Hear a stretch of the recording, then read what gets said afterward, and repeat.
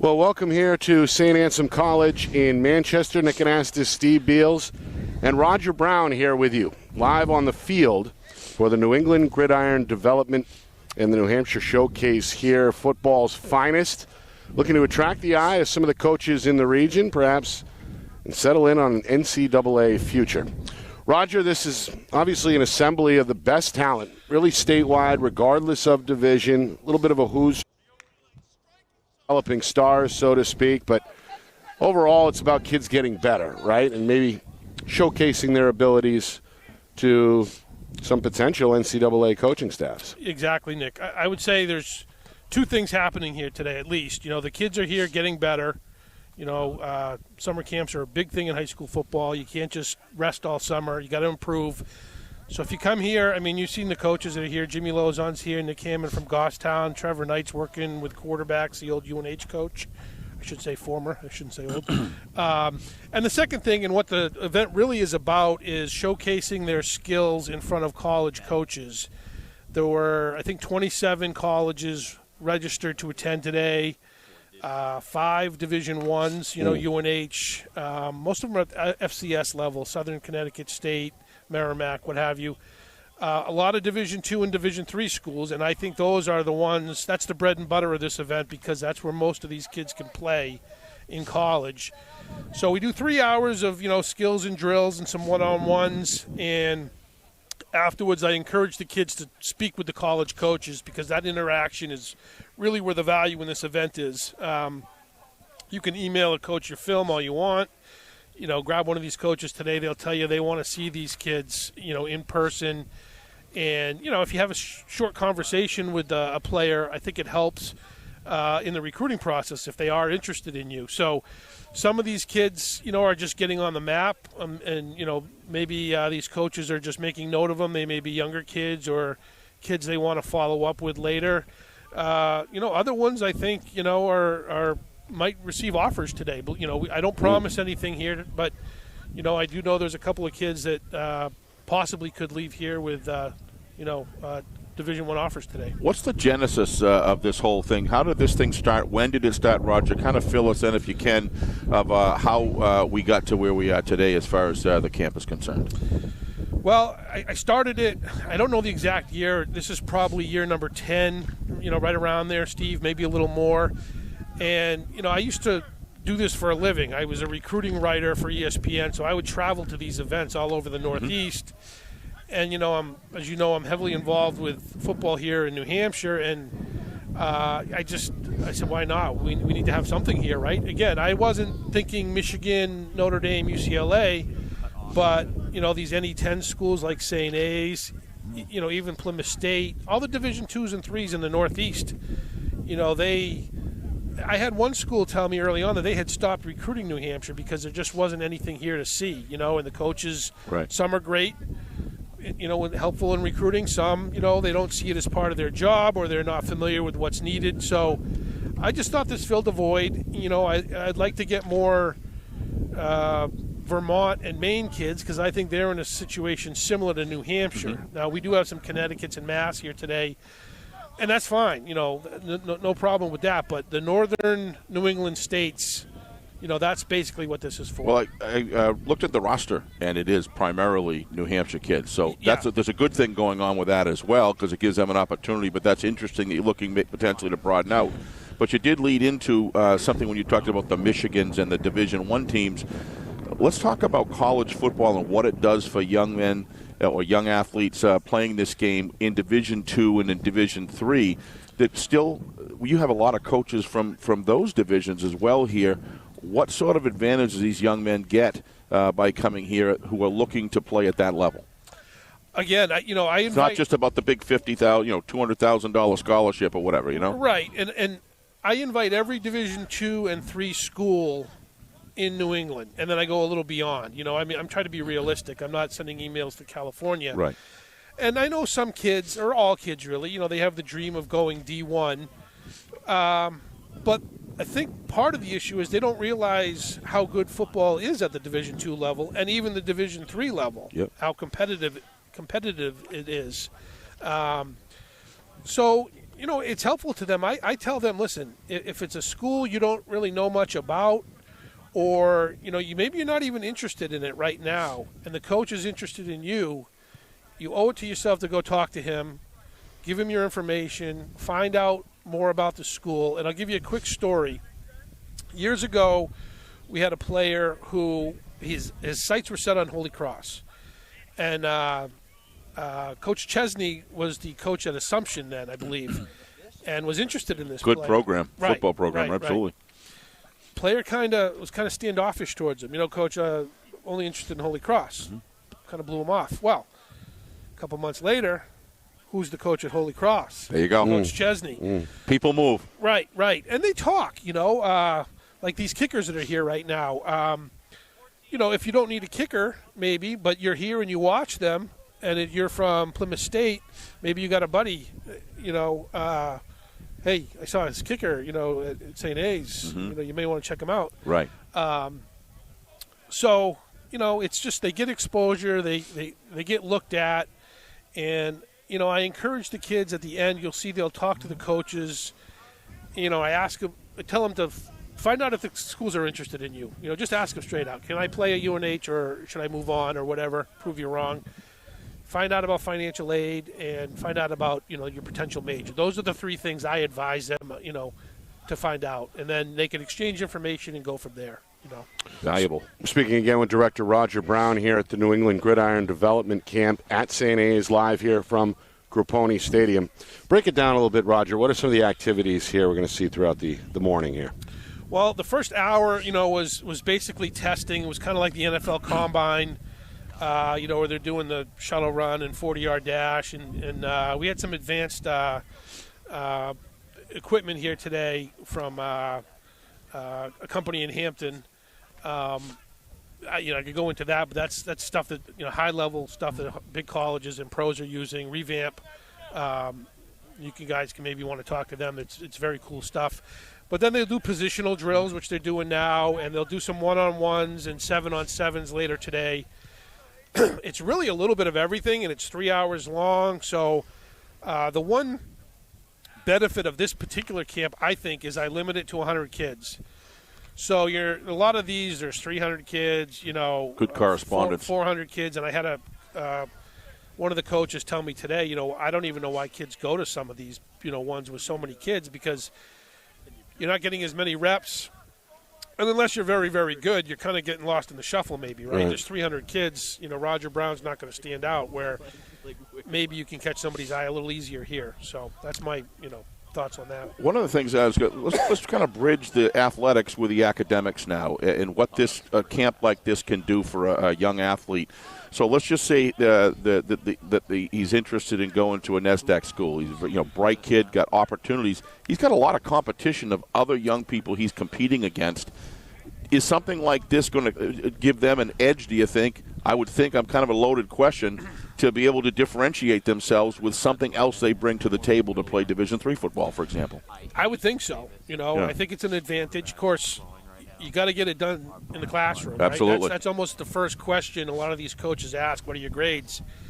Good grades open a lot of doors, So, but if you got two similar students and, you see one perform and you're a little uncertain about the other one, or you only see film or what have you, I would hope that they would lean towards the one that, as long as they like them, that they've seen in person, for sure. What are some of the colleges that are here today, Roger, that Well, that have been partners in this program? I think we have all the New Hampshire schools for starters, except for Dartmouth. They recruit nationally, Of course, so not yeah. a surprise there. Yeah. But St. A's, Plymouth State, Franklin Pierce, UNH has got two coaches here, which is, that's terrific. That's terrific. The home state schools supporting this event. Really appreciate them coming out. A lot of Division II schools from the Northeast 10. Merrimack College is here. Good football. Yeah. Stonehill, recently moved to Division I, is here. My hometown. Okay. Easton. Yeah. New Haven, Norwich, Castleton State. Wow. Again, there's, I'd have to look at the list, but I think we had 27 registered. Someone, like a guy from Westfield State called me last night, and he wanted to come up. it's a long ride, so he may only be here for an hour and a half. But very happy with the colleges that respond, because that's part of it, right?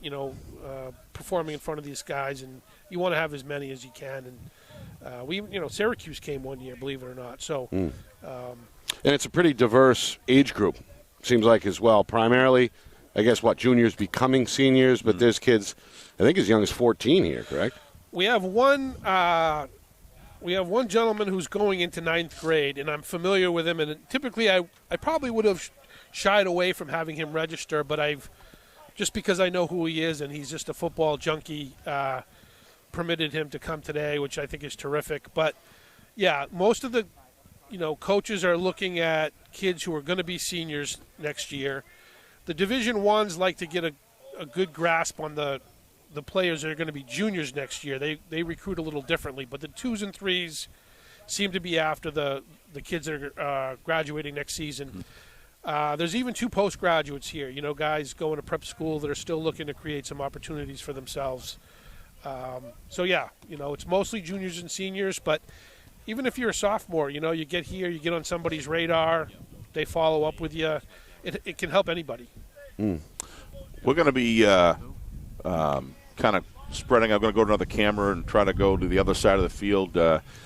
Nick will be on one side. I'll be on. What are some of the things that you'd like us to make sure we get on this to show the significance of this camp and the uniqueness?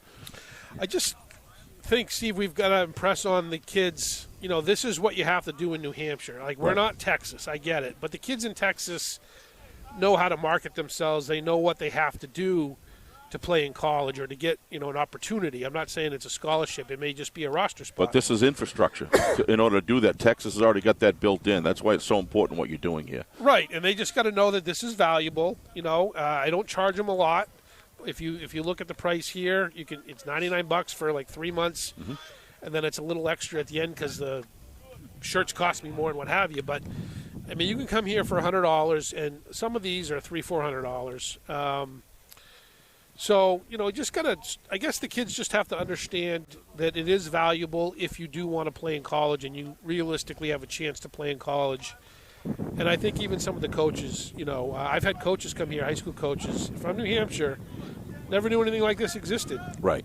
I just, I'm bewildered by that. Well, that's why we're here, why Nick and I are here today. I called Nick and said that I had told you. Nick says, I'll be there. We believe in what you're doing here, too, and the things that you do, Roger, for football. You've run own and operate the New Hampshire Football Report, where if you want real good inside written information about what's happening, and tends to get a lot of good stories early on that we wait for later. But you've been a big impact on Roger, and to extend that and sort of bridge that with this is just helping to continue a connection point or a central point where people can go after post high school football opportunities and better themselves. So congratulations to you. The camp looks extremely well organized, and looking out at some of the coaches that you have out here running it, that somehow doesn't surprise me. But that's why Nick and I wanted to be in the Friday Night Lights crew wanted to be here, is to hopefully through our window of viewers for more and more people to be able to see that wholesome during the year. It'll be posted on our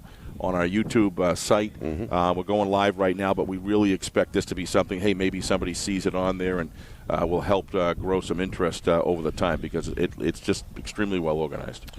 Well, thanks for you guys for being here, and I could say the same about what you guys do at Friday Night Lights for football in the state. It's been a huge boost the last couple of years, and I know I appreciate it. And certainly the New Hampshire football community does as well. So much appreciated. We'll let you go, Roger. I know you got 1,000 things to do. We appreciate you stopping by. Tough guy to get. Right.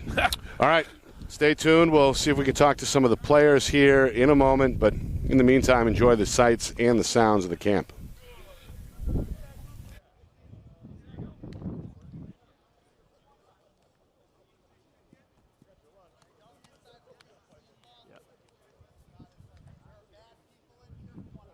Was that not smooth when I was moving over? Is that the...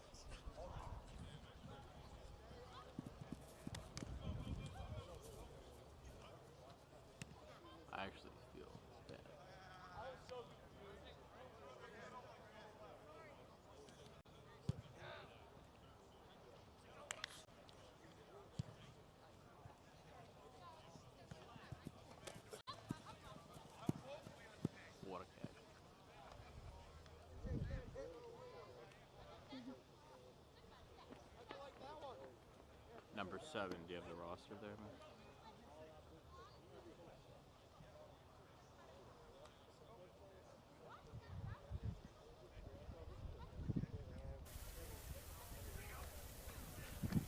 All right, we're here with Ty Miles, Londonderry standout, about to be a senior.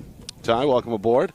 Obviously, you're one of the more familiar names in football circles around the state, and trying to come back from what was really kind of a gruesome leg injury that cost you all of your junior year. How's the rehab process going? It's actually been going great. Like it's taught me so much, just like how to deal with my body, how to overcome like adversity and everything. And you know, I've became so close with like my family, my friends. So I mean, I come back stronger, I feel, right now. So I feel great.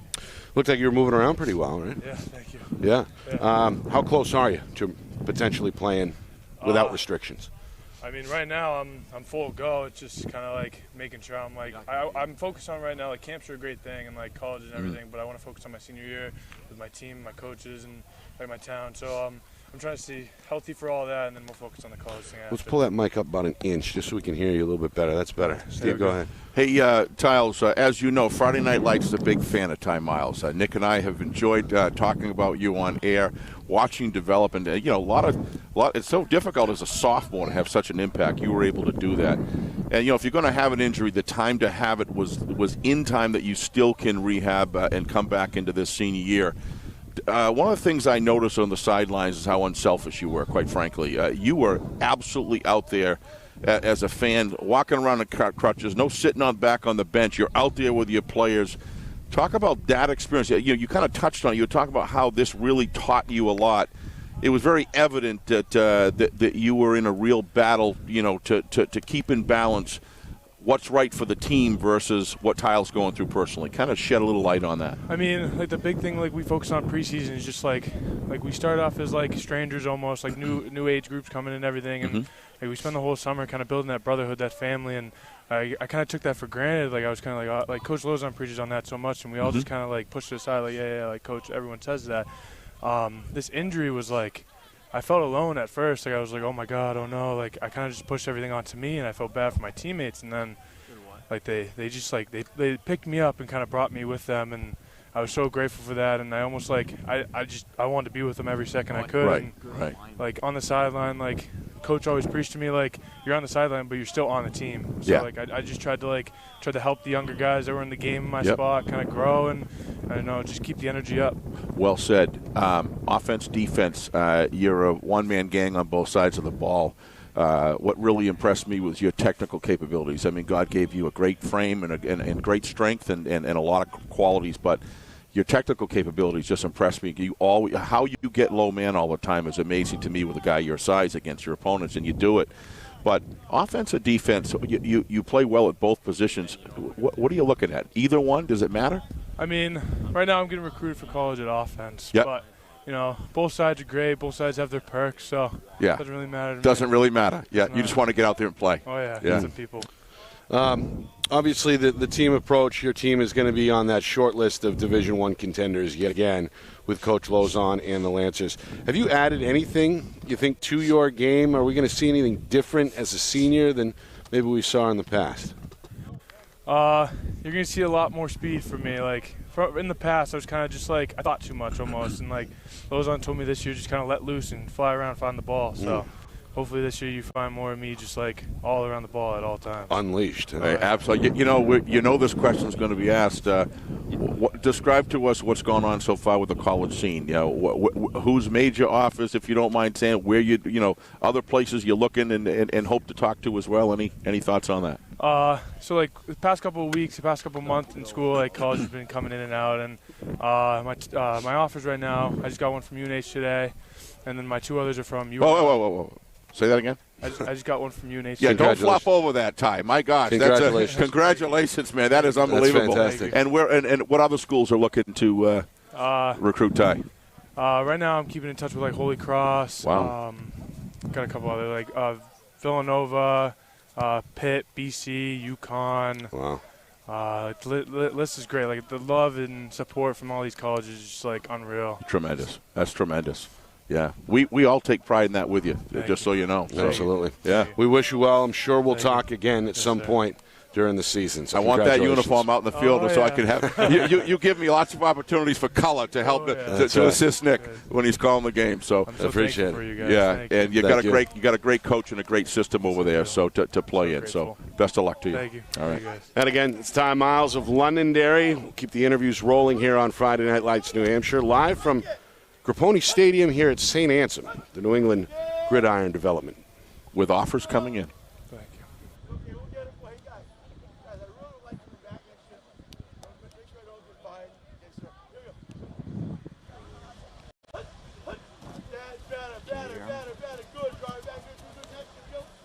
Good. Don't sacrifice the punch. Coach, they can't fire me and you. Who are they going to replace us with? Some kids? I'm hoping who's replace my head coach. I'm not sure. Here we go. Strike the shield. Better. That's a better group right there. Good. That's a better group. That's a better group. Nice job. Nice job. Let's go now. Come on and get after him. Drive. Drive. Drive. Good. Nice job. That's better. Now we're getting after him a little bit. Now look at you. Just let's go, guys. They got 4 guys going at once every half an hour. We're going like that. Just get used to it. Here we go. Coach Podolsky, get over here. Get over here.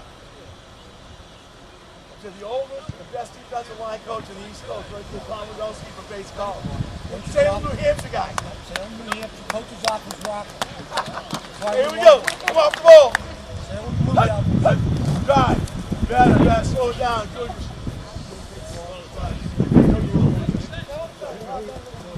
Here we go. Cut more. Better. Strike the field.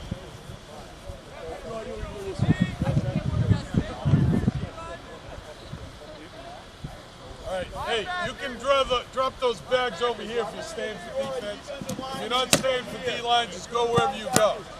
DBs, safeties, wherever the hell you go. Hey, if you're a nose guard, I totally agree. How's the audio? Rush pass, you stay here. Okay?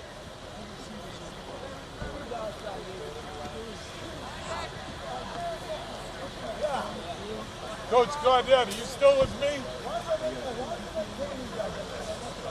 Hey, Coach Gardette, are you still with me?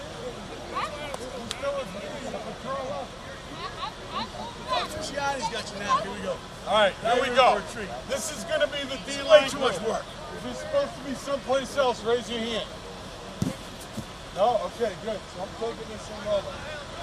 John Trisciani, Central High School. That is my 44th year coaching football. You think I'd be better at it. 9 through college. Not as old as my grandfather, but I am better looking. You can tell we play good together. Share in the sand. We travel all over the world. All right. So he'll be assisting me in this round, along with my buddy. Too shaky. All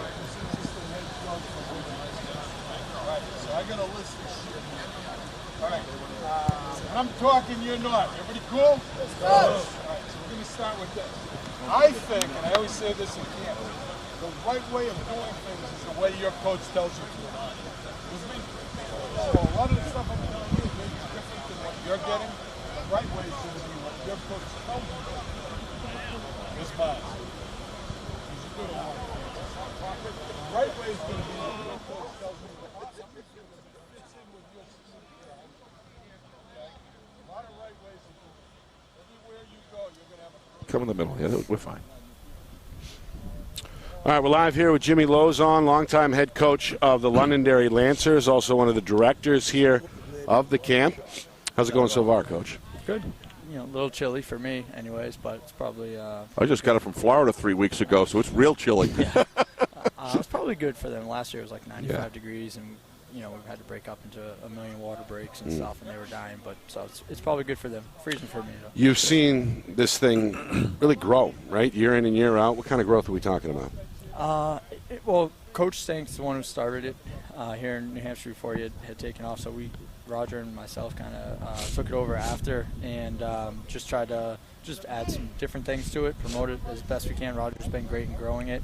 You know, the numbers fluctuate year to year. I think they've slowly increased, but they've somewhat fluctuated because the showcases nowadays. There's so many. There's so many options for the kids. Yeah. There's no perfect time to do it. With the college rules, certain coaches can be at certain camps at certain times, and then right now, we have baseball, lacrosse, track that are all happening today. So that's probably limited some of what we have. But we have 90 plus kids here. So and primarily New Hampshire, which is really what we wanted to make it about. Give the New Hampshire kids an opportunity to kind of stand out amongst each other. Talk to us a little bit about, you said Coach Stank. I was a big fan of that guy. I tell you, what a great coach he was. No kids that played for him, and he just was an outstanding guy. Do you still keep contact with him at all? Yeah, How's he doing? base. He's doing well. Yeah. Tell him to become a subscriber of Friday Night Lights. So will do. We talk former about Bedford him coach, of former course, Bedford coach. Yeah, a terrific he came guy. down. He actually popped in at Bedford last when we were doing some 7-on-7 with them, and came over and gave us a hug. Good. And Good. He's Good. He's a Nice good guy. He ran a great program. They really, really got after it under him, and we used to talk football a lot, going back and forth. And he ran a great camp, and we've kind of just tried to carry it on, add a few things here and there. We just found out Tyle got an offer from UNH, and he's talking to some other big schools as well. But what about the next tier of kids that want to play, in a Division II, Division III environment? How important? We talked to Roger a little bit about this. What can you say about that, Jimmy? Yeah, and Ty deserves all absolutely the recognition, and there'll be other Division I players in the state. But I wish we could get rid of the idea of it's like D1 or bust, or we put so much focus on that level that I was a Division III player. I know what it takes to get to that level. I know what it takes to play at that level on a consistent basis and play well. It's extremely difficult. In Division II, I coached at St. A's. I know the type of talent. And a lot of times when you talk to kids and they right away have the idea that they want to go Division I, I'm like, have you been down on the sideline of a Division III game? It's good stuff. They got 6'5" and 6'6" guys down there that move extremely well, and all for different reasons why they're at that I talked level. to Tyler Shea. I don't know if you remember Tyler Shea at all, but he went down, I believe it was Williams, and you have the Williams NESDAQ game that draws in 5,000 people, and it's like the whole week is a big celebration. There's a lot of good stuff in that NESDAQ league. Some great schools for great careers after that. Does a camp like this provide them the opportunity to be seen for schools like that? Yeah, we have about 30 schools, 30 colleges here, a lot of Division III. Several Division II. New Haven, obviously we're at St. A's. Southern Connecticut's here, and then a handful of Division I. So I don't know where you find the time, Jimmy, to do this. It's amazing. You're just everywhere. And I just want to touch quickly. I live in Londonderry and read in the Londonderry News that there's a new middle school program. Yes. Spend 10 seconds telling us about that. What's going on? I'm sure you're behind that. New athletic director, by the way. Congratulations. Congratulations on that. What's going on with all of that, and do you think this is something that's going to spark interest with other schools? Yeah, I do. We just wanted to get as much involvement with the youth program as possible, and I just feel like you offer every other sport at the middle school level. Why not football? We pitched the idea. Absolutely. They bought into it. So we have a 7th and 8th grade football team now funded through the school district that runs through our middle school, which we then can pick the coaches for and get involved in and kind of play ball carries all the way down. And, so what league or what's the competition there? Yeah, so the best league going. Yeah, they're Your playing. league, right? Yeah, Oh yeah. And they're I playing used to be vice president. Other youth towns, but for us, they're under the district. So Right. we only take Londonderry guys, of course, and it's there's no advantage. It's just we just don't charge the guys. The district covers it. We supply the pads and everything else for them, and then we're probably heavily involved compared to if it was a youth league. And then Goffstown, I believe, started the same thing. So if you talk to Coach Hammond, they went. Goffstown did it as well. Yeah. So you think it's a trend? I think maybe? so. Yeah, Good. it makes sense. Yeah. And it's a constant battle, with high school coaches trying to connect with the youth programs, but then you have different coaches every year. So and they want to run what they want to run, and so it just helps with the consistency of getting them ready for the high school program. Well, one of the things, I used to be vice president of the Northeast Junior High League, and I served with great respect and admiration for Mark Gennard, who kind of really spearheaded putting the Seacoast team, and that league, I helped him a little bit with that, but that guy is a special guy, what he did for it. Talk to us about the competition level of junior high league. You're going to be playing Massachusetts teams and things like that at High Cal, the Andovers and such. Talk about that a little bit. Haverhill, yeah, we played them last year. It was, and that's part of the reason we wanted to go over was the competition in that league is superior Tewksbury right now. Yeah. And so we felt like it would be best. We pitched the idea. The youth program wasn't quite on board with it, so we pitched the idea to the school district. They were okay. We were going to have 2 leagues, but the signups just kind of blew up with the middle school. Yeah. We had 75 kids between 7th and 8th grade. That's we terrific. Won the state championship, and it was great. Now they'll come up. They'll already be familiar with a lot of things. This year we're pushing 90 on the signups, and we have to get more uniforms and helmets. And it's a good problem to have. One of the things Roger told us is he's got a 9th grader here, and he says, look, he wasn't not really looking for 9th grader necessarily, but when you get the competition level with the numbers in football, and you create depth in lineups for positioning and stuff, and increase the competition and the numbers. How do you talk about this camp to your players, and at what level would you like them to start taking a look at something like this? Yeah, so what I probably age? Don't promote it to my guys enough.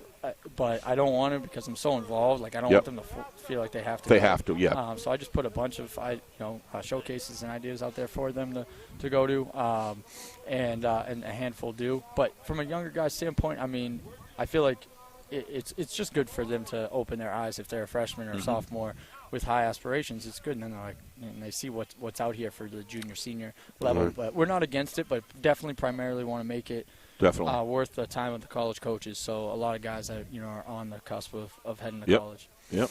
Wow. For sure. So it's been great. Roger deserves 90% of the credit. Seriously. He's a special guy. I run this day, but he does a great job promoting it, and I appreciate all the coaches. And we're trying to get a wide variety of coaches from different. We have a coach from Maine, Massachusetts, and then a bunch of college coaches and guys that are just willing to help out. So. Anything we can do for these guys. One of the things that definitely is you can see present here is organization. You've got college coaches and all over, talking to these kids. What are the sort of things what's a common theme that you're hearing on the verbal side of these college coaches talking to these young men? Really just getting to know them. I mean, the first question is like, hey, what's your GPA or what's what's the transcript look like? And I don't think kids realize. I don't think parents realize that. That's doors will shut because your GPA isn't high enough, and so that's an important piece. And then it's really what other sports do you play. Important, like what else? And you can tell the guys that play multiple sports. Right. You can see the way they move and do different things. You're a big fan, we know, of cross training, of doing other sports at the younger level, not focusing on one sport, and we seem to have that through the the early 2000s and stuff. You could see all that stuff coming on. What do you have to say about that as far as your athletes that come to you that are multiple sport athletes? I mean, Ty Miles is a perfect example of playing basketball and playing baseball and seeing talk about that. And I mean, that's just those other movements will train you just for your primary sport just as much as just focusing on it all year. If anything, it probably trains you better. Right. Hand-eye coordination in certain sports, the footwork in basketball carries over. Even the psychologies of knowing, different coaching styles, different, just learning everything. It's just, I think it's important, just my personal opinion. So what happens, Coach, after the camp is over, right, where the kids go home, they make contact with the coaches here today, but take us through, I guess, the process of following up and what needs to happen for some of these relationships to get cemented. Yeah, well, before the camp ends, I think the best part of the camp is at the end. You see all the kids go to the coaches that they're interested in. Right. If they all hang around the coaches, it's getting cold, but they usually they'll have a group of kids, they'll be talking to them. And then the connection piece is, you take this opportunity if you really like a school. You came in here with maybe a handful of schools that you're interested in. They're here. You like them. Now you go to their showcase, get in front of them one more time, and then just stay consistent throughout the fall, reaching out to them, sending them every few weeks, sending them your highlights, sending them, telling them how you're doing, sending them updated transcripts, things like that, and then things really take off around October, November. Little things out here. I've been watching some of the coaches, and when they talk to someone, they look right. They're watching how their eyes react to their words. You can see there's a lot of psychology and a lot of looking at the character of these young men as well. I saw, and it's because they want to develop, they want to take these athletes to the next level, right? And What can you say about that? I'm sure you do the same thing when you look at athletes coming in. Yeah. I would be looking at a lot of it is body language, how they take coaching, how they respond to, is it yes, coach, or is it, just, quick turnaround and run away. Like, I focus on those things, and body language is huge. You drop a pass, like, is he able to shake it off, pick it up, throw it back, and then catch the next one, or is he done for the day? One of the things was fun to watch. Nick and I talked about on a regular basis on the Friday Night Lights 2022 season. Was a relationship that you certainly appeared on the field to have with Drew Heenan, the connection that you guys had and the desire that he had to please and follow and distribute the mission that the coach wants on the field. How is Drew doing? Where's he going? And what's going on? And describe that relationship. Game today, baseball against Bedford. I know. And so we're going to be doing the finals. Hopefully. A week from today. A week from today. We're focused on today, but he does a great job behind the plate. He's doing very well. He's extremely excited for Springfield. I was talking to those coaches here today. Yeah. He's all over the playbook. He's ready to get to work as soon as baseball season's over. And you're 100% right. Drew and I were extremely close. It's what you want to see. I mean, he's, we'll say like a little brother, really, and extremely close. And, would you call him a film rat or something? Yeah. Oh, yes. He absolutely is. Yeah. And we enjoyed that time. Yeah. Like, special. Yeah, it was all winter. It was unsolicited. I didn't have to stay on him about it. He wanted to watch and learn about things. He wants to be a coach. He's going to the right place. And so he says, he'll be my OC when he comes back. He's gonna really have to earn that. You're gonna have some others, I know. Yeah, that's for sure. But I look forward to the day that hopefully that happens and we can coach together. Well, absolutely. Coach, final question for me: what does the summer calendar here look like for not just Londonderry but for the entire NHIAA? It's football-wise. Football-wise, they're great. I mean, all sports really. They give us free reign to be able to work with the kids. You can't make anything mandatory. We don't do anything full team. We break everything up into positions. This is a great opportunity, in my opinion, to really focus on the fundamentals because things move so fast. Starting August 11th, it's like you got to put in your plays and you got to get to ready by week 1. So this is where you work on the little things on how to take off and all those little details and nuances of the position before you get into the scheme. So that's how we treat it. I'm sure a lot of programs treat it that way. And we break it up positionally. Each day or night we work with a different position, and then we have our 7-on-7s and stuff. But New Hampshire's great about it. I got one last. Let's talk about our little YouTuber. I'm a subscriber, by the way. I haven't watched it lately, but is he still going strong with that? Or? Yeah. Oh yeah. No, he's been. It's mom. I think I give him a little mom plug. Has to spend so much time cutting up the clips and it's just busy season, with all the baseball and stuff. Yeah. So he's constantly taking videos. Yeah. She's just gotta. Well, you and Mrs. are a dynamic pair, I'll tell you, and the state of New Hampshire in football beyond Londonderry is lucky to have the work and the effort that you put in through the years, Jimmy. I know you're probably tired of hearing me saying it, but I'm going to keep saying it because without people like you, that infrastructure begins to break down. Whether it's Ukeka, no matter where it is, it's very important. We appreciate it, and I appreciate that. But it's honestly, and it's a fun place to go in Londonderry. Yeah, I'll tell you to go do a game. The guys that I've set the groundwork. Coach Balls, Coach O'Reilly's, those guys that I'm just trying to. I just don't want things for New Hampshire to go in the wrong direction. So, and then we've got great help. Steve Abrams. Well, we're going to ask Coach O'Reilly how the team looks this year. I'm sure we're going to get the same. I know we're going to get this. We'll be okay. No, and then he's right at the end there. I love his style. Kind of Belichick's a little bit. They're never not good. And he does a great job. And and we have a good young core of New Hampshire coaches. Fantastic. Doing a good job. Yeah, so better than I think. We're very lucky. If people had any idea how good the young coaching staff coming in is, very, very fortunate, especially in these times because it's needed. So. Yeah. Appreciate it, guys. I'll leave it with Nick. Congratulations on the new gig as athletic director Appreciate it. at Londonderry. That's Jimmy Lozon, the Lancers head coach, one of the directors here at the camp as well, the New England Gridiron Development Camp. This is good stuff, Nick. You can see what's going on here. The rotation and the amount of reps that these young men are getting as the way it's organized through this interval, go back and forth and go around. And boy, if they don't have a pretty good idea of what these athletes' capabilities are by the end of this, I'd be pretty surprised. A lot of jam-packed in a couple hours here. Yeah. So, all right, we are going to send it across the way and set up our next interview. It may be the newest addition to the central coaching staff. We'll find out in just a minute as we Buckle up. continue things here from Grapponi Stadium in Manchester.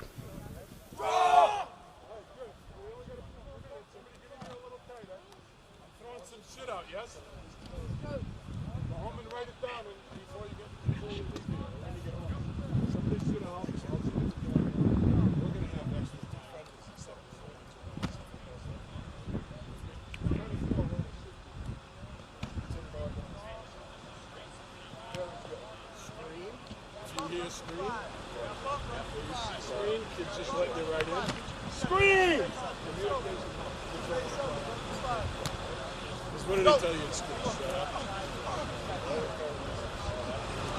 Football, you need to talk. You need guys on the sideline, like I always tell guys, you know?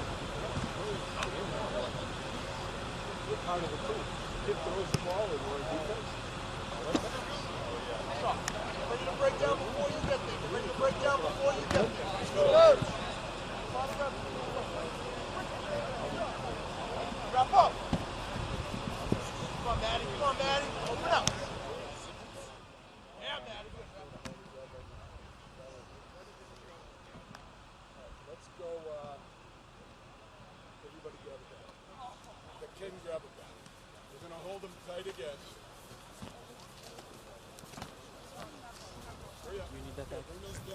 No, I can even take it.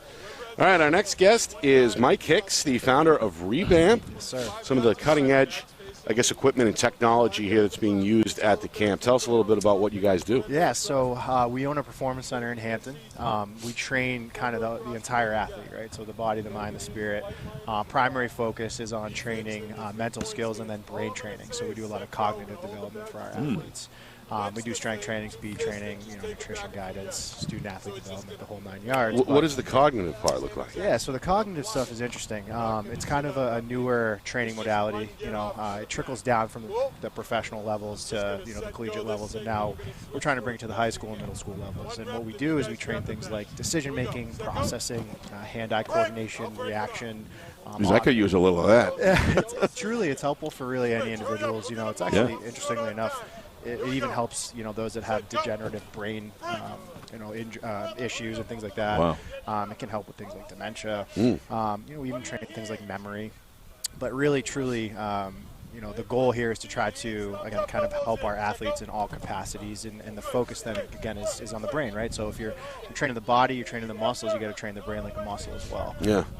At the higher levels, too, you'll see, right, you have a lot of really great athletes, but those that struggle with thinking quickly and reacting quickly and adapting to higher speeds and things like that. What's a practical thing? Just give us a quick tidbit on a practical thing you could do to help speed up the memory and sort of the RAM, so to speak, of what the capacity they can handle. Yeah, so we have different training modalities. I mean, we use something called the Synaptech Sensory Station, which gives us it's a touch screen device. We use reaction lights and things like that as well. So, for instance, we may set up some lights. Like today, we had a station where we're doing some hand-eye training and some processing training with the athletes today. Yeah, wow, so that was one cool. of the stations that we That's ran. over the other side there. Yeah, it was maybe over we there. can get a look at that later. Yeah, happy to show you. Yep. But for instance, what we did is we set up the lights. All the different lights, show up at once. But athletes are looking for red lights and green lights. And red light means red hand, green light. Red light means right hand, green light means left hand. So what they're trying to do is process what's in front of them as fast as they can and respond accordingly in a 30-second window. So we get a feel, we get an actual speed, like a reaction time, and a processing window to see really, truly like where the athlete stands. And then we're able to kind of stack them up against each other. So you guys have been around now for how long? So Revamp was established in 2016, 2017 in the Massachusetts area. We brought it up to New Hampshire in 2019. The co-founder of Revamp with myself played football in college. He's a pararescueman in the U.S. Air Force now, so he's a special warfare guy. And then I played baseball. So what we kind of did was bring a handful of different athletes, a handful of different performers to the table. We have hockey guys, we have soccer, the list goes on. But what we do again in-house is train the strength side of things, the brain training side of things. I do mental skills training. My education is in sport and performance psychology. So again, really focusing on the development. I'm seeing two things here. So and I'm seeing it from two perspectives. So one would be your individual development of the athlete to maximize the potential in all the areas you spoke. Absolutely. Is it fair to say that another one would be that you would provide college coaches with the kind of data that they're looking for to assess the very value or the level that athlete can play at? Is that a fair statement? Yeah, I think Okay. that's a great way to look at that. Okay. Again, bringing data and bringing analytics to the brain training side. For judgment, not only for development. Sure, yeah, exactly. Okay. Yeah. The For recruiting. The Synaptech sensory station that we have in-house, it's a very expensive machine, but what it does is it not only acts as a training device, but it's also an assessment tool. Mm-hmm. So when an athlete comes through the door, what they can do is get kind of a chart that shows the areas that they're strong and they're weak. So we can see how strong their eyes are. We can see how their peripheral vision is. We can see how they do with tracking objects. We can do some processing assessment, things like that. And then the chart, again, is individualized depending on the athlete, depending on the sport that they play. Fascinating. And then what we can do, which is super cool, is actually compare them to other athletes that are either play their position or are at a higher level. So, for instance, like our high school football guys that want to play in college, we can compare their analytics to a Division I college football player that plays that position and see, hey, you're super strong here, you're weak here, and here's some training areas that we can focus on. So it sounds like it's really hands-on and customized. Absolutely. Depending on the student athlete that does come in. Absolutely. What are the age ranges, and are there any restrictions, or what are the, I guess, kind of student athletes you're looking for? Yeah, so we work with kids as young as like 7. Wow. I think at that level, it's a much it's a lower level experience. It's a lot more fun, right? Yep. Really teaching them about athleticism, body awareness. The young kids have all the fun anyway. Yeah. Exactly. But as we kind of get older, right, like our high school and our college guys are really like our bread and butter because they're goal oriented. They know what they want, right. And it really helps us to create a platform to help them again get to where they want to be. So if someone how do they get to you? It's Revamp. We got that out there. Yeah. Is there a web address to go to? Yeah. So Revamp Performance Center. We're located at 6 Merrill Industrial Drive in Hampton, New Hampshire. Okay. Right off Toll Farm Road. Super convenient, right off the highway. Website is www.revamp.net. So that's easy. revamp.net. Do you come to them, or do they? You have to come to the facility. We do have that model as well. Yeah, so both we do some opportunities, remote stuff. Yeah. So there are, for instance, like some college programs who are interested in the cognitive and mental skills side of things, where we perhaps may go to them and create more of a remote type of a feel. Is some of this utilized in concussion protocol as well? 100%. Yeah, talk to us about that a little question. bit. Yeah. So the Synaptech sensory station is it's a protocol assessor, and on top of that, it helps train those that have had any issues with concussions or are working through that process. I had a concussion from an accident down at a water theme park where I hit the top of my head pretty bad, and I can tell you that I could not think properly. Sure. It was almost a 6-month process. It gradually, but it's kind of like it's acute, and then it spreads apart, and then you have other. Remember, the sun really. There's all kinds of things that went into lights. all that stuff. Yeah. It's interesting. So that's kind of what you're doing. You're using high tech formulas to be able, or technique to be able to assess that. Yeah, absolutely. Wow. And it's interesting. Like even one of For our the safety of an athlete. Yeah. And one of our kids recently, it was funny. Like we were having a conversation. He's a college pitcher, and he was like, "Coach, like, where do you notice the brain training stuff really like making a difference?" And obviously, my first answer is when I'm playing, Right. Seeing things and processing things quickly. And he was like, "Well, it's when I'm driving, I've noticed a difference." And I was like, that's a super interesting assessment of kind of how it's helping you. Obviously, it's helping them on field. A lot of overlap with the skill sets. Yeah, though. definitely. A lot of hand-eye coordination with driving. Absolutely. This is not going away, that's for sure. No. It's being more discoveries all the time. Sorry, Nick. So, Mike, how'd you get involved with Roger and the whole camp to begin with? So super blessed to just have a great network and community. I actually played baseball against Coach Loizon growing up. He played for West. Yeah, so I played. And where'd you play? I went to St. Thomas. So okay. I actually played some college summer ball with him in the Manchester area.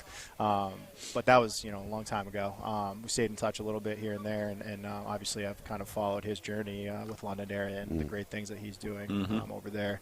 And Roger is someone that actually found us. It was about a year and a half ago. He was looking for some help supporting the lineman camp that he runs for this. And we were all in on helping out. We're always interested in trying to get the community and any sponsorship opportunities or ways to get ourselves in front of athletes. Sure. Because this is less of a common experience, right? Not like violence. It's a tougher sell in some capacity for us because kids don't know that this exists. But Right. but when they come to the facility, they see it in action and they're like, oh my God, I got to be doing this. Right. So again, Fabulous. just a great network for me. Roger has stayed in touch. I've done a little work with his son as well.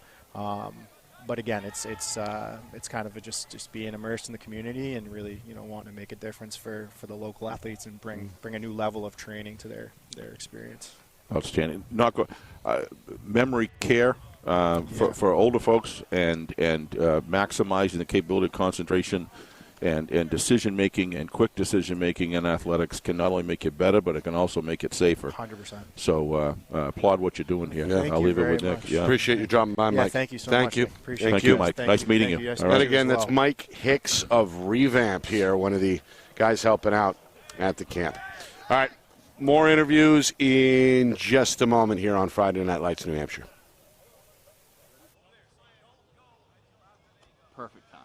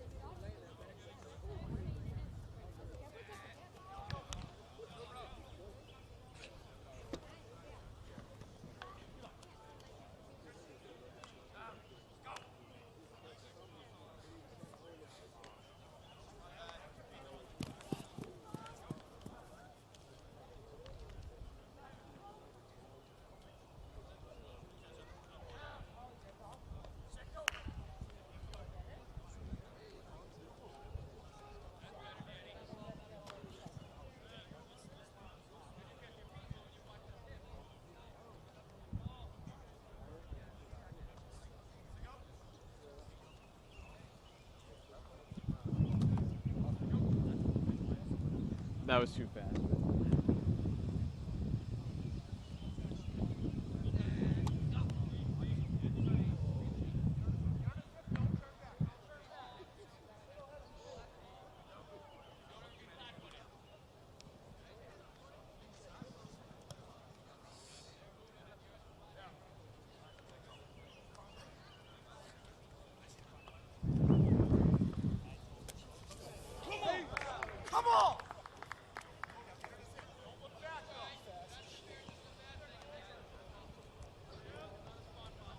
I know I didn't.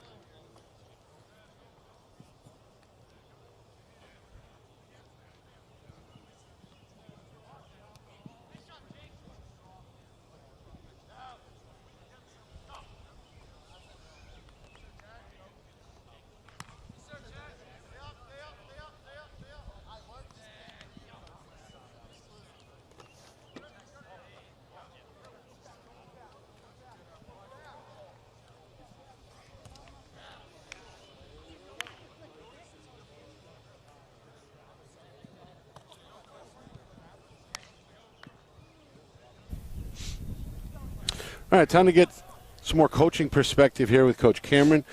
Tell me what you're looking for here from all of these kids? Obviously, they all bring different skill sets, different positions, but based on what we're gathering, some of the, I guess, off the field intangibles are just as important, right? You want to see how these kids react to direction, et cetera. Yeah. So, in your opinion, what are you looking for first and foremost when it comes to these student athletes here today? Definitely their coachability. You know, they're working with coaches they don't work with regularly. Just to see them come out here, and compete. That's one thing that I'm definitely looking for is their compete level. And then on top of all that, just how much they love football. You can really see it in these guys when they're out here competing. Regardless of the weather, the conditions, good ball, bad ball thrown to them, whatever it might be, just how they compete, how they react, like you said. Those are things we love to see out here. Right, and then, of course, the grades, right, the extracurriculars, all that comes in. You talk to these kids for a moment, you get a sense of what they're about. But all in all, in 3 hours, it can be challenging to take really an accurate assumption of in just 3 hours. Definitely. But there's some little nonverbal cues and some other things that go into it that allow you to make the decision, right? If we want to go down the path with this kid, or definitely, or maybe his best fit is elsewhere. I mean, what goes into those kind of decisions? Like you said, just some of the off the field stuff, school wise, what they're interested in for a major, even some of those things when you get talking to them more and more, seeing if we have what they're looking for, and then the more you get to talk to them, get to see them. Again, how they react on the field, how they compete, make the decision based off those things, as well as obviously the talent and the numbers they're putting up in these showcases. Talk to us. You're a coach who's on college, right? Husson College, yeah. Husson College, yeah. Husson And located? Bangor, Maine. Bangor, Maine. That's actually not too far from Beals Island, where my family, Bangor, and of course King Country, right? Went by his house one time. Yep. Way up there. So. What are the as far as a recruiting standpoint coming all the way down here? You guys are Division II, correct? Division III. Oh, I thought it was Division II. Okay, no, Division III didn't realize. That's good to know. Yeah. But you're a New Hampshire guy. Yeah. Take us through a quick little journey, and so how did you wind up in Bangor? And where did you get your start? Did you play? You always play. I have no doubt you played football. So yeah, I played. Tell us a little about yourself. Yeah, so I went to Kennett High School right in North Conway. After high school, I went to East Coast Prep.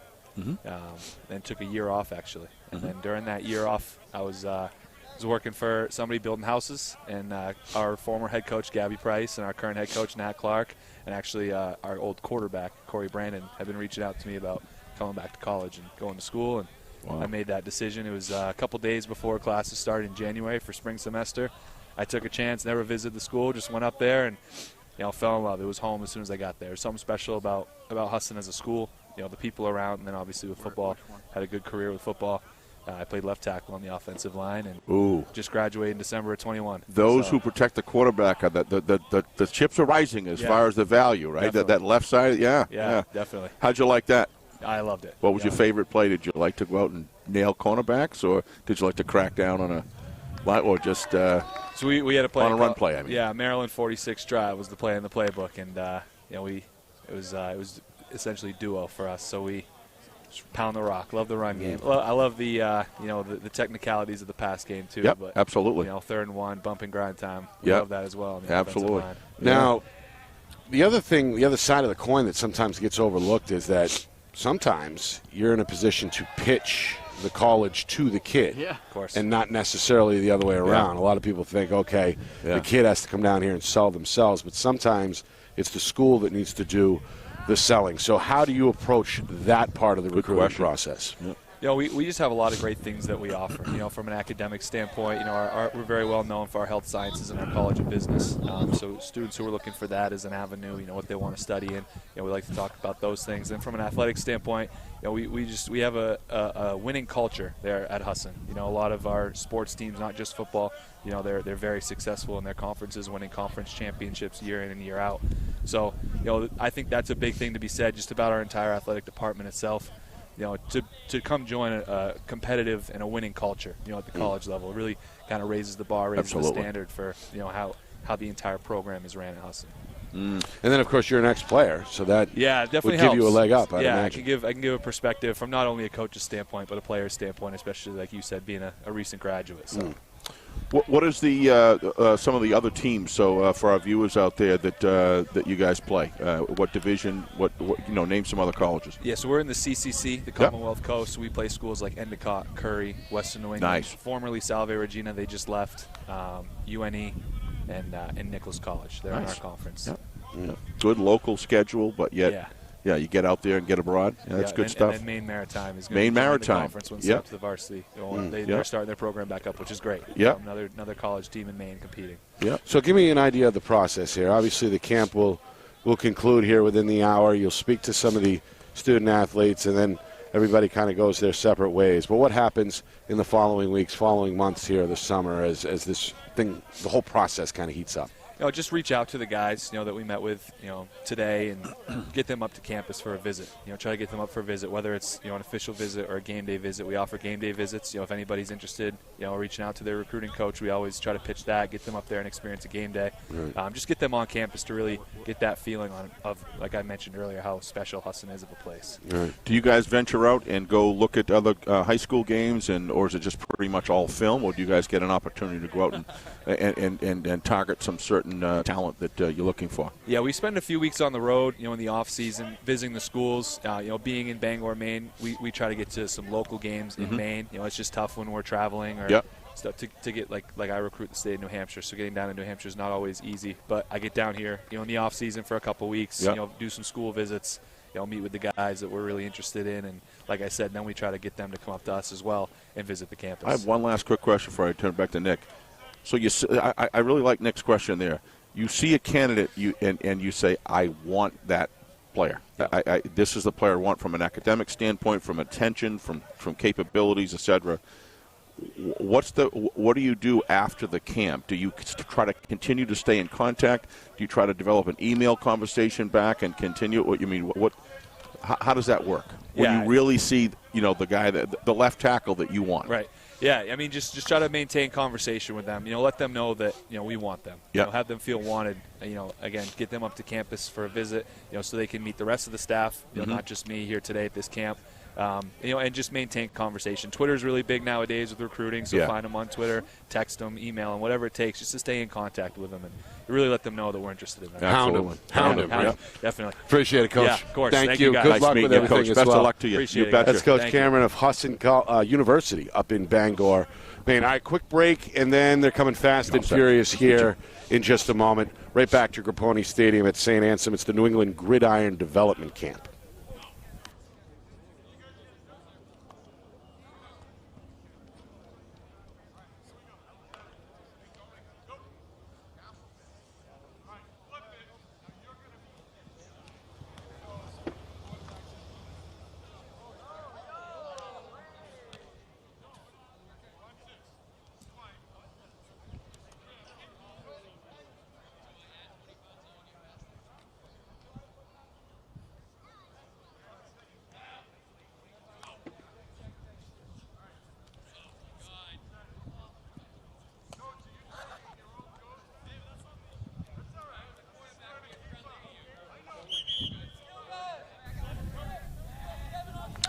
All right, we're here with Coach Valpone of Castleton, one of the OGs, I understand here, one of the original coaches about a decade or so ago to come down here. And ever since, it seems like it's grown, right, in popularity, in terms of geographic coverage, et cetera. But what are these showcases in general? How valuable are they to your staff over at Castleton and college coaches in general? How do they view this thing? I think they have some value. I mean, obviously, it's not a football game per se, so it's not the truest of opportunities to evaluate, but it gives a chance to connect with the players, some of which I've already done in my time here today, and you get to see them run routes or do particular drills. So there's certainly some value in how they move and the reaction and their agility and their overall athleticism, but certainly game film and actual game type situations are the best options out there. But there's a lot of value to these things for sure. Yeah, one of those, I guess, aspects that sets this apart is the chance to speak with the individual, right? To get a sense of how good or how, good of a fit or not they may be, right? So tell me about how you kind of balance all that between the physical and the mental and just the character stuff. With Right. these I mean, kids. that's the hardest part. I mean, anybody can read a transcript and evaluate grades. Anybody can watch film and evaluate talent, or come at a showcase and evaluate talent, or watch a game film and evaluate talent, or a highlight film. But the hardest part is character. And, how do you evaluate that? I think a lot goes into how a player can communicate with you. Can they properly shake your hand? Can they, introduce themselves? I think that's a lost art in today's day and age. And so those are the things that I look for. How are they from a competitive standpoint? Are they competitive, but are they detrimental to what's going on in terms of the drill? Right. I try to seek out parents as well. It's something different that I do that maybe not a lot of coaches do. If they're here, I want to meet them. I want to introduce myself to them and have a conversation with them as well. So I think that is the most critical part, is evaluating character and how they interact with their parents. That's a big thing for me. If they can't open the door for mom, or they can't pull the seat out for mom, or roll their eyes when the parents are talking, then that's a problem. Yeah. There's going to be. Boy, I like what I'm hearing. So there's a gentleman actually right down Hollis Jones. He's from Bow, New Hampshire High School. He's coming to play for us in the fall. And he came to visit, and he came with his mother. This was in the summertime, heading into his senior year, I think. And I was so impressed with how he conducted himself in person when he was on our campus, opened the door for his mother every time, took his hat off when we went into any single building. Respect. Just very, very high character indications that Going to transfer into a team environment. Think so. Yeah, you certainly like to think so. The easy part was putting on the tape, and we fell in love with him in terms of his ability to play as a player. But seeing those things made us say to ourselves, "It's going to be a top kid for us." Yeah, he came to the surface of his peers. Correct. Talk to us about Castleton. Describe Castleton as a college for a young man that wants to go there, or is looking for. Tell us about Castleton. What are their strong majors, and why would a young athlete want to choose there? Sure. So we often refer to ourselves as a small school with a big heart. It's a very genuine community. I'll share this quick story with you. I was coaching at another institution in 2013. I went up to Castleton to play them as the opponent. Had never been there before, never knew it I'd never been there a day in my life, and went there. The stadium facilities, the game day atmosphere, the community atmosphere, the whole venue, the tailgating pre and post game was just amazing. It was a place, and the number of people at the game was very incredible as well. So it just kind of won me over. And I remember in the middle of the game, as an opponent coach at that time, saying to myself, "Look at this place. Where did all these people come from?" Right. Fast forward, the game's over, and I'm saying to myself, "Boy, I was so impressed with what I experienced here that I could see myself as the head coach here someday." And 6 months later, I was the head coach. There you go. Isn't that funny? That's exactly, it was meant to happen. That's exactly how it went. And so the small school with a big heart, where it's a place where football matters, and I think the individual matters. What about the academics? What are the majors that they really special in, or is it just a generalist school where it has a, give us some areas that a student would, the degree programs, for example, that Castleton is able to provide good opportunities after football in their careers. Right. Yeah. So we would be classified as a liberal arts school, but having said that, the programs that we're known for would be areas of sports science. So we're turning out athletic trainers, we're turning out strength and conditioning coaches, we're turning out athletic directors, people that own their own rehabilitation centers. We've had an alum that worked with the LA Kings in the NHL as a director of rehabilitation. We've got athletic directors in a number of different places. We have a recent graduate who was actually our student trainer when I first got to Castleton, who's now down as an athletic trainer at UNC Chapel Hill. What about so I'm assuming that it's an education college where you could become a teacher? Absolutely. That's what it was founded as. Founded as that. It was founded as a teacher's college. It was actually known as that. Which a lot of athletes are going to want to go in and teach others and expand their careers, administration, so on and so forth. So it does certainly have that, and we were known as a teacher's college in our founding, but have blossomed into other things, sports science being one of them, business being Excellent. another, criminal justice, pretty popular as of late. So, but Yep. a number of different things that we offer. But those are the ones that come to mind initially. Excellent. How'd you hook up with Roger Brown initially? Just someone that, again, Who, by the way, claims that your success is heavily related I'll to let him claim that. I'll let him claim that. Roger's someone that I've just known. I coached in Mass before. When I was coaching in Mass before, I was recruiting New Hampshire. I was going to New Hampshire sort of high school practices before Roger started this thing. I think New Hampshire was kind of hungry for something like this to be born, and it's great that he did it. So I was kind of, I don't want to say entrenched, but I was pretty familiar with a lot of the high school coaches that were in New Hampshire. Jimmy Lozon, who I think was on here earlier. I've known him for over 10 years, and Billy Ball, of course, and the list can go on. And so Roger was someone that I've known for a while, and I think I spoke at his clinic when he started up his clinic a couple years or a while ago. And so, it was just having known him and just having stayed in touch with him, and it's just made a natural transition to make this happen too. Excellent. Coach, appreciate you dropping by. Thank you very much, guys. Good luck. Thank you, Coach. All right, Best of luck to you this year. Thank you very much. Thank you for spending time with us. All right. Thanks again. It looks like, we're going into the final portions here. Yep. At midfield as we got, looks like some scrimmages going on here, some 7-on-7s. And, Steve, a lot has been bantered about here. We've spoken at length now and gotten really all the angles, too, really right? enjoyed the last conversation. The players, Cameron, the coaches. Coach Cameron. Yeah. Nice to what get, are you taking away from well, it? I kind of understand from the original perspective we went with, we're kind of the camp organizer, but to listen to the college coaches and why they're here, these are good people. These are people that are interested more than, of course, they want to win. That's their job. They want to create the best success they can, but they seem to be very looking for good kids. Looking for good kids, and they're looking to take the student from where they come to them to growing them into good men, and that both of these coaches, you can just see that permeating through them. And what's really great to see is what this game is, a violent game of football, how much they're looking at the internal character, because they understand that's how they're going to develop. That's the kids that are these young men, they're going to have the most capability to improve. And this is good for everybody. This is you can see why camps like this, where they get to look at the intangible, so to speak, that they don't necessarily see in film, and an opportunity to get out and meet them. So that's been, I really appreciated his comments about the young man from Bow, how they watch how he interacted with his family and so on and so forth. And boy, do we need ever today to keep that in the front of our minds of building good character in young men. And that's what it's all about. You look at Jimmy Lozon, that's just what it's all about. And as you said earlier, the infrastructure in other states is there. It's been there. It's massive. It's a big platform, and it allows student athletes in those states to really showcase their talents easily.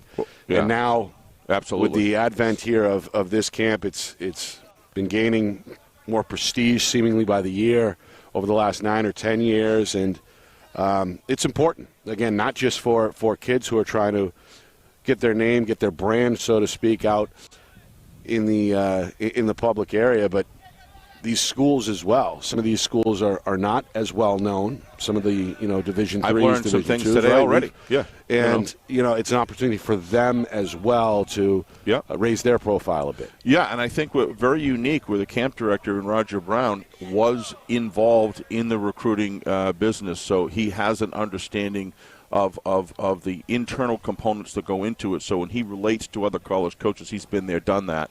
So that's important to have him at the helm. Jimmy Lozon, the camp's in good hands. So looks like Nick's trying to grab another interview I'm here. hoping Coach Trisciani can come on down here. We've got a headset for him. Here he comes. He's gonna say with a new big C on his hat that I'm sure he'll talk about. That's right. Yeah.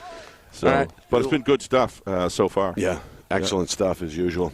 Yeah. All right, Coach Trisciani coming over to set. Yeah, well, Coach, how are you? He'll, I'm sure, attribute to a rose between two thorns. Of course. Step right up here, Coach. How you doing, brother? Unbelievable. Good. It is unbelievable. I'm supposed to be coaching, but I'm sure they're going to pay me anyway. Well, Roger Brown told Nick it's okay. Yeah. We got the approval from the higher ups. Cool. New hat, right? New hat. Central. Yeah. Introduce him. Right, John Trisciani, for the one or two people in the free world that don't know who he is. John Trisciani, senior legend, of course. Been coaching now for over 40 years or so. This will be my 44th year. There you think go. I'd be better at it. You're back with back or at Central? First time at Central. First time at Central. You've coached in Manchester, I'm obviously. under Coach Ray. Take us through that journey. What happened in the off season? How do we get here today? Keep it rated PG or better. Yeah, I got here because Roger Brown and Jimmy Lozon, the guys running this thing, are my friends. And they came and picked me up at the nursing home so I could come here and help out. I was coaching at Bishop Girton with my son John last year, was a head coach. John left Bishop Girton as the coach, and I was looking for a job. I applied for some head coaching jobs. I couldn't get one because they kept hiring more qualified people. So I decided to go with Coach Ray at Central and get back to Manchester. And I've enjoyed the heck out of it. Yeah. Enjoyed the kids, enjoyed Coach Ray, and glad to be there. Yeah.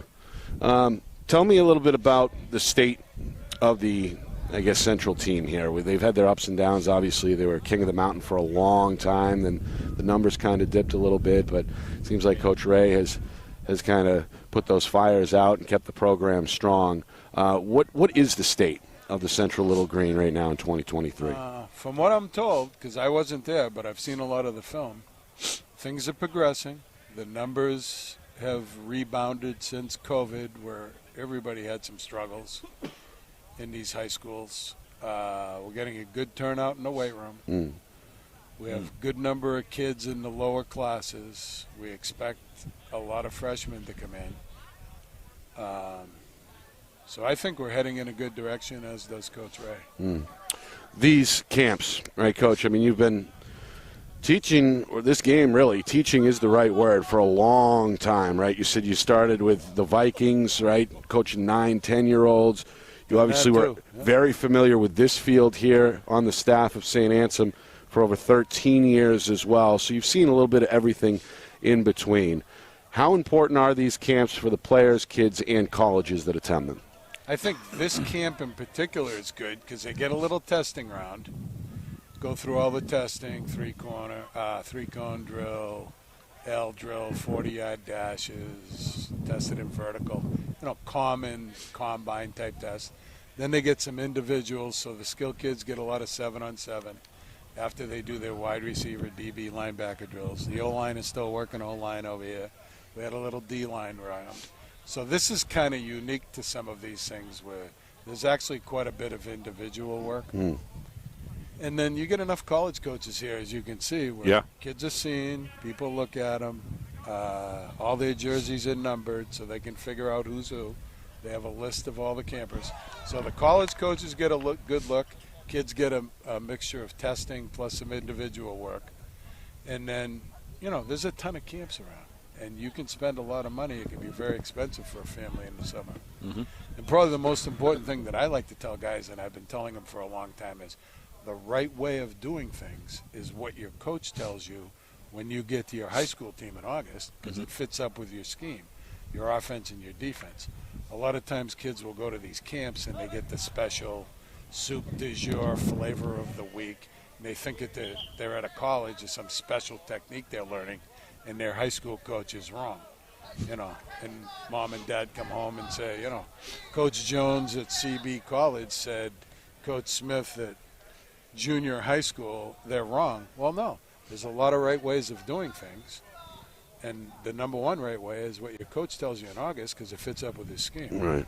Although good to go to these camps and see different things. John, you've always had for years your ear to the ground as far as high school football. Even when you were coaching here right in this facility at the college level, you were always your heart's always been there at the high school as far as New Hampshire high school football.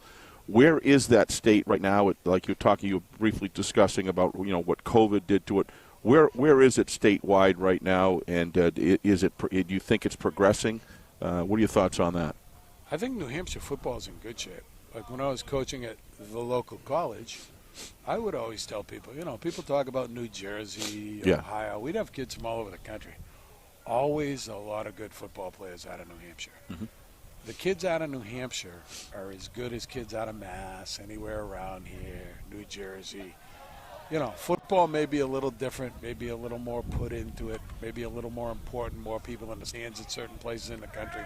But New Hampshire football, you have good coaches and you have plenty of good football players that can compete and go play in college football, in my opinion, which is really the only one that matters to me. Well, your opinion matters to us too, John. So let's talk about the new, let's say 20, 25 new coaches have come into the state of New Hampshire probably that I've seen probably the last 5 or 6 years taking over at the helm of programs. What are your thoughts? To me, they look like a heck of a good group and seem to be very, very organized and coaching at a high level for what I could see.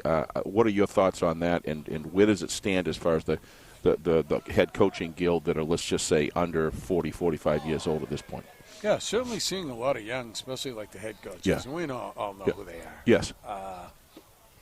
It's interesting because it's been troublesome in that a lot of the old coaches get out.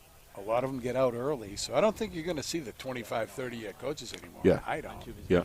And then I know a lot of the young guys because, there's some connection. Some of them I coach with at the local college. Some of them, I just know from football. Yeah. So, Jimmy Lowe's on, Nick Hammond's here. Mm-hmm.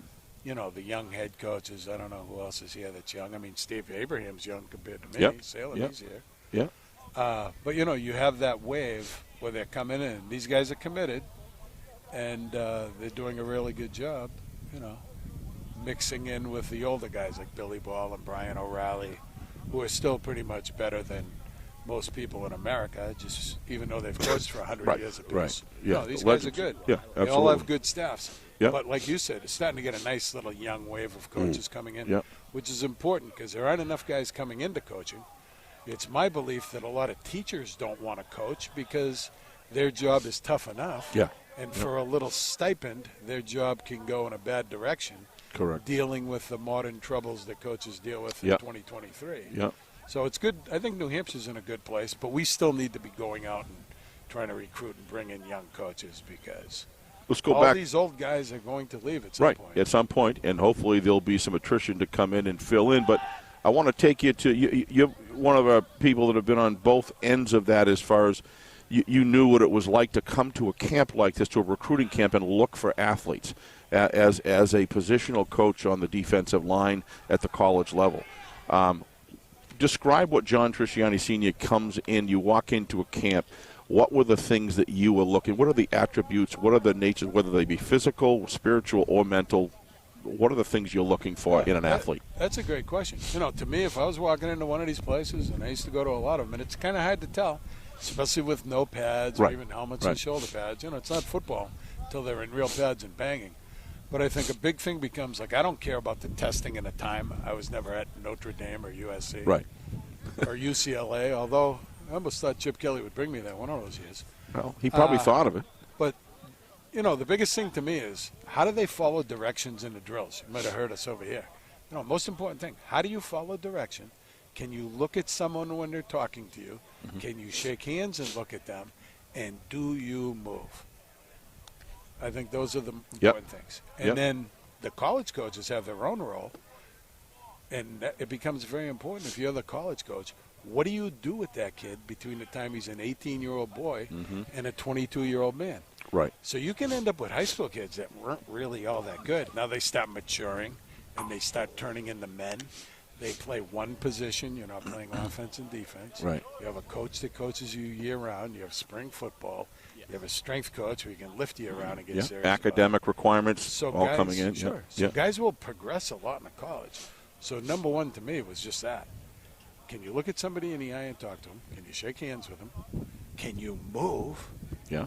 And can you follow direction? Yeah, and can you for many of these people, obviously almost all of them, this is the first time they're living alone without under the parental. So you've got to have that maturity level, right? Talk about that a little bit as far as maturity level is important. Let me back up a minute too, because GPA.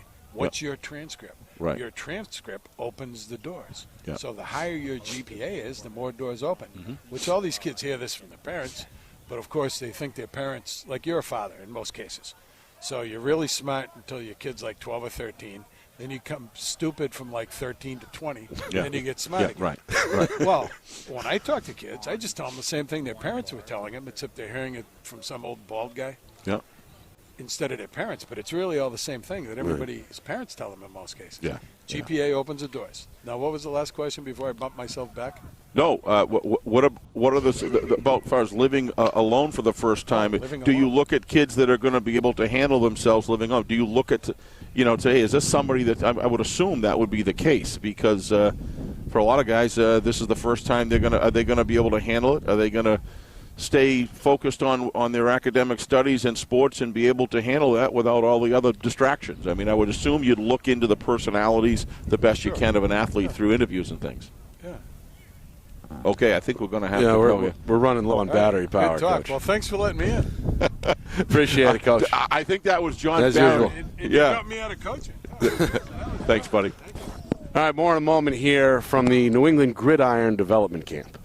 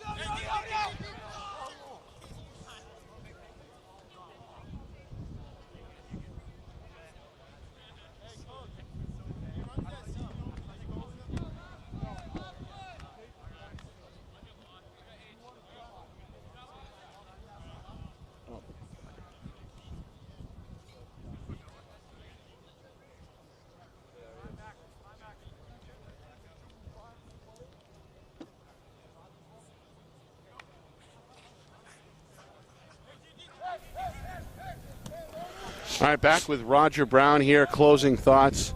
Another successful year, it seems like. I've personally learned a lot over the last 90 or so minutes. But what are you taking away here? It was a good day. You know, the only thing I could have asked for to be better was a little bit better, warmer weather, right? Doesn't have to be super hot, but, this is like football weather, but in the fall, late fall, right? Right. But, it was a terrific turnout. I even closed registration early. I think I spoke earlier, try and limit to 100 kids. And I was a little worried about the turnout this year because, there's still baseball playoffs going on, lacrosse, track.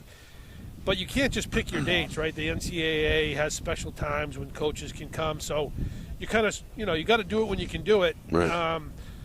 So I was a little worried about the turnout, but we had a full crew, so it was terrific.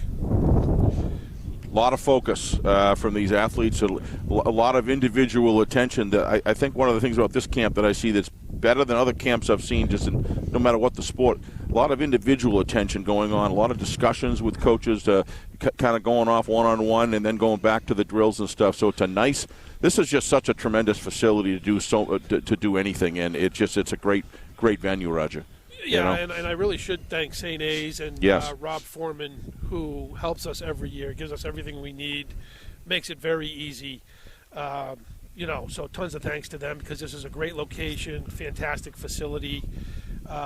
Coach Lozon, as much as I don't want to really compliment him, he does a pretty good job of bringing in some great coaches. He does. And his organization is good. So He does. Thanks to him. Any last thoughts, Roger, before you go, about any thoughts? Are you thinking about things already next year, what you can do to expand and the outreach? And Sure. And right when this is over, Steve will be talking about some improvements, what we can do to make it better next year. Got some ideas.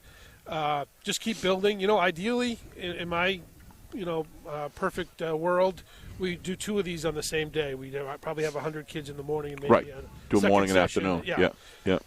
Hopefully we get there. Yeah. I think there's enough kids in New Hampshire and the surrounding states to make it happen. Well, somewhere out there in that group of kids, there's a certain cohort that's going to have their lives changed as a result of today. And that's if it's 5 or 6 kids that are able to locate the kind of educational institution they want to go to, and have a college football experience, it's all worthwhile. So thank you for all the work that you put in. That's expanding the horizons for these young men. It's the type of stuff one by one that builds infrastructure in the state of New Hampshire where we can showcase some of the talent that we have, which is real for sure. Yeah, and thanks again for you guys being here. Oh, we love it. Huge. We learned a lot, right, Nick? I mean, really did. Yeah. So from these people. Thank you. Appreciate it. Thank you, Roger. Close it out. Yep, thank you, Nick. That's Roger Brown, senior editor at the New Hampshire Union Leader, also the founder, of course, of the New Hampshire Football Report, and the main organizer of today's New England Gridiron Development Camp. Thanks for watching here on Friday Night Lights New Hampshire. For Matt Beals, Ben Beals, John Barron, Steve Beals, I'm Nick Anastas saying so long. It's been a presentation of Friday Night Lights New Hampshire.